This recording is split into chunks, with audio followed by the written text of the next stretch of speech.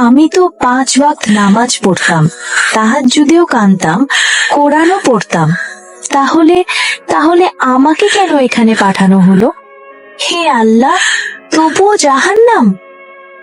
হ্যাঁ, তুমি সেই সব নেক কাজ করেছিলে, কিন্তু তুমি এমন একটি গুনাহ করেছো যা তোমার সব নেকিকে ছাড়িয়ে গেছে।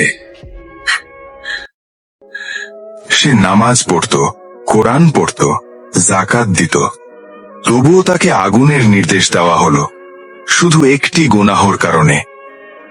কে ছিল এই মহিলা এবং সে কোন গুনাহ করেছিল? সে দেখতে অনেক ইবাদতকারী মনে হতো। সে কখনো নামাজ ছাড়তো না, তাহাজ্জুদ পড়তো, যাকাত দিত, সে যেখানে যেত কুরআন সাথে নিয়ে যেত। কিন্তু আল্লাহ তা দেখেন না যা মানুষ দেখে। তার ইবাদতের নিচে এমন একটি গুনাহ লুকিয়েছিল যা তার সব নেক কাজের ওপর ভারী হয়ে গিয়েছিল। সে নিজের জিহ্বা দিয়ে মানুষকে কষ্ট দিত। সে তার প্রতিবেশীদের নিয়ে ঠাট্টা করত, গুজব ছড়াতো এবং মানুষের সম্মান নষ্ট করত। সে সেই জিহ্বা দিয়ে মানুষের হৃদয়কে ক্ষতবিক্ষত করত, যে জিহ্বা আল্লাহ তাকে নেয়ামত হিসেবে দিয়েছিলেন। সে ভেবেছিল তার ইবাদত তাকে বাঁচিয়ে নেবে।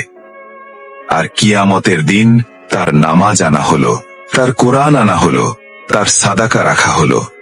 তারপর সেই কথাগুলো আনা হলো যা সে বলেছিল, অপবাদ, গালিগালাজ, ঠাট্টা আর অপমান। মানুষকে দেওয়া সেই কষ্টগুলো তার বছরের পর বছরের ইবাদতের চেয়েও ভারী হয়ে দাঁড়ালো। তোমার নামাজ তোমাকে বাঁচাতে পারবে না যদি তোমার জিহ্বা অন্যদের জীবন ধ্বংস করে।